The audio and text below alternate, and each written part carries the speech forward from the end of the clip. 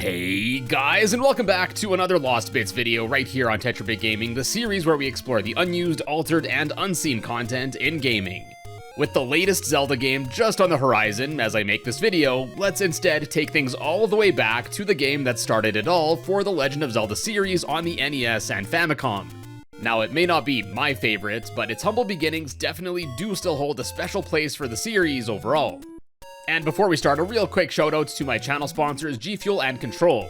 If you're interested in some delicious sugar-free energy or some awesome meal replacement options, be sure to check them out and use code TETRA to save on your orders. Anyways, with all that said, it's dangerous to go alone, so grab a sword and poke that like button below. It's time to find some lost bits.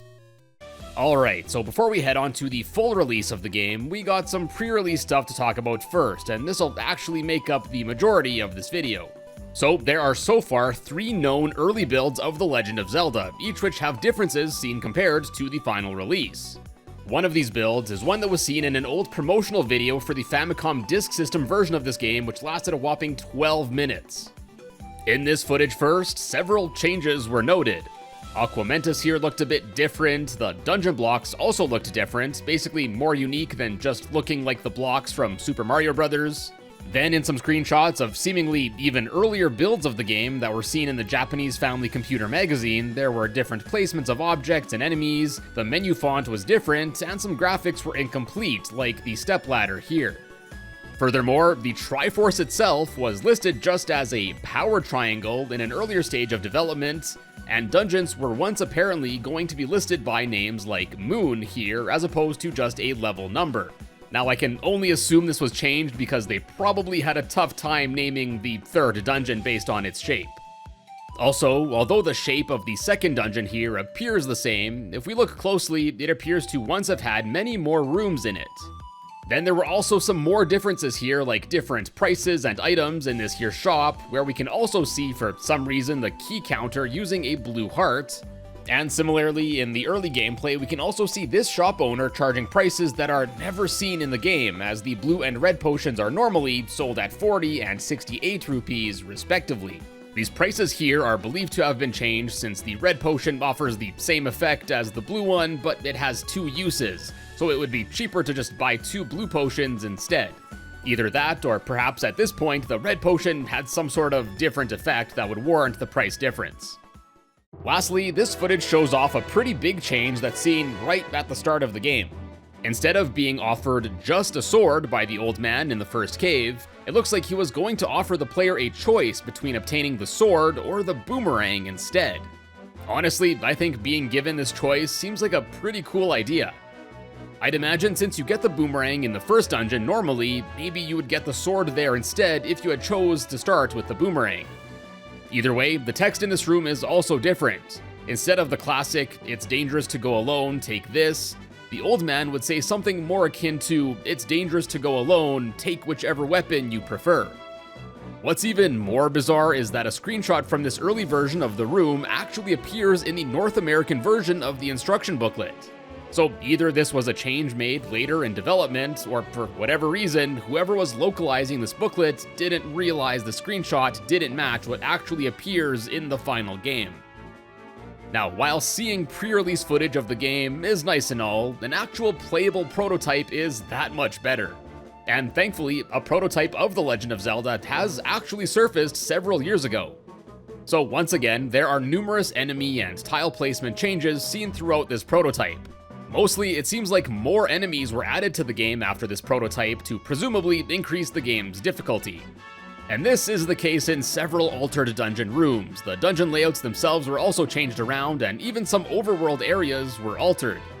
Additionally, several overworld secrets were either available in the first playthrough in this prototype, but were moved to the second quest in the final game, or they led to a different area than normal in this prototype. For example, this secret Moblin room gives the player only 10 rupees rather than the 100 that's seen in the final version. And speaking of Moblins, the iconic text that appears in these secret rooms also appears different here. Instead of the classic, "It's a secret to everybody," we get a much less memorable, "I'll give you this, so leave me alone."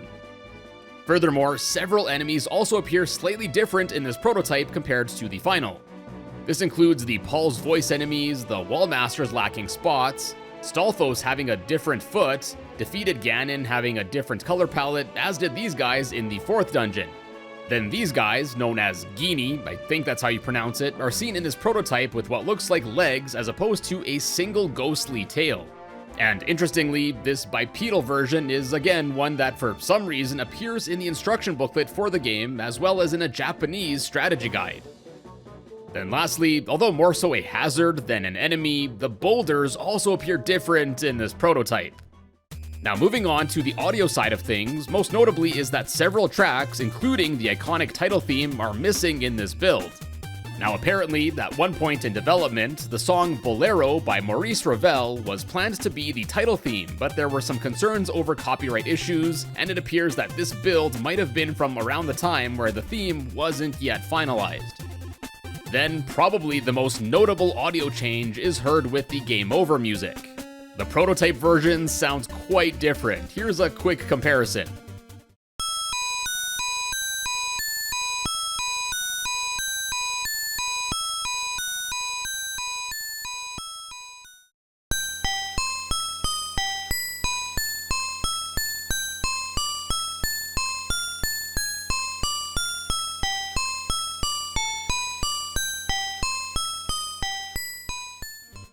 Next up are some things that are actually left unused in this prototype. The first of these are the red and blue bubble enemies. These normally only appear in the second quest in the final game, and although there are some parts of the second quest in this prototype, these guys never end up getting used here. Then we also got a few unused room types here as well. There's this room where the blocks form an arrow, there's a similar alternate version of it where one of the blocks is movable.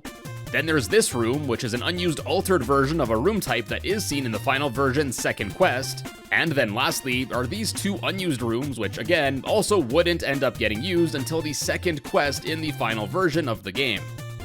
Speaking so much of the second quest, like I said, it is present in this prototype, though it appears quite a bit different as well. For starters, the overworld appears identical to the first quest, with the changes appearing in the actual dungeons. Not only do the room types, layouts, and color palettes appear different, the order of the dungeons is different too. Now if you didn't know, the layouts of the first 5 dungeons in the second quest spell out Zelda if the letters are moved around. And in this prototype, the order went L-E-A-Z-D instead of E-A-L-D-Z. And furthermore, the last 3 dungeon layouts were also slightly altered as some rooms were removed as shown here. Then lastly, we got some changes seen when completing the game. For starters, this ending screen was altered considerably with "You are great, you have an amazing wisdom and power," once actually being a more grammatically correct "Thank you very much, we are thankful to you for your wisdom and force." Additionally, the prototype version lacks a death counter, as well as this text which reads "Legend of Zelda 1, End." Then finally, something I didn't know about until researching for this video is that in the end credits for The Legend of Zelda, some of the development staff actually used pseudonyms, and this prototype version actually does use their real names. For example, in the final version, S. Miyahan here is actually none other than Shigeru Miyamoto. Then, although unchanged between versions, just for a fun tidbit, 1010 is actually Nintendo legend Takashi Tezuka, and Konchan is famous Nintendo composer Koji Kondo. And now, finally, let's move on to the final release of the game, which frankly has less unused things to talk about than the prototype.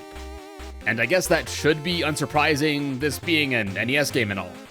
Anyways, first off is this unused Japanese text string found in both the Japanese Disk System and Famicom versions, which translates to, "For further information, check the manual." This is essentially the same message as seen on the sign that Link holds up at the end, introducing the treasures in the game. I guess this text string might have once been used as a placeholder for that sign. Then next, although there are several changes that were made between the first Disk System release of the game and that of the NES and Famicom, much like the one seen between the prototype build, one that I found most interesting is that the Book of Magic, as is seen in the later releases, was actually referred to as a Bible in the original release.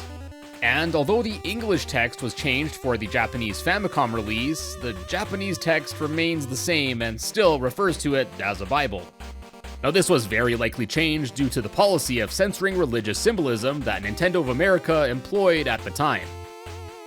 And last up for this video is an unused enemy type that's left over, and surprisingly, it can still be loaded into the game. Well, kind of. Now, I say enemy type because although the data for it can be loaded in, it's obviously incomplete. And this is actually enemy data for a single-headed variant of the Gleeok boss. Now, it's unclear whether this was planned to be a variant used in the game, or just an early version of the Gleeok, but at the end of the day, I guess the two-headed design won the battle of who got to go head-to-head with Link. And I don't know about you guys, but if this enemy, as is seen here, made it into the game, that would be the scariest enemy in the entire game by far. Anyways, that'll wrap up this Lost Bits video on the original Legend of Zelda, and I hope you enjoyed. If you did, check out some of my other Zelda Lost Bits, and be sure to subscribe to find your way back here in the future. And as always, thank you all so much for stopping by today, and I will see you in a bit.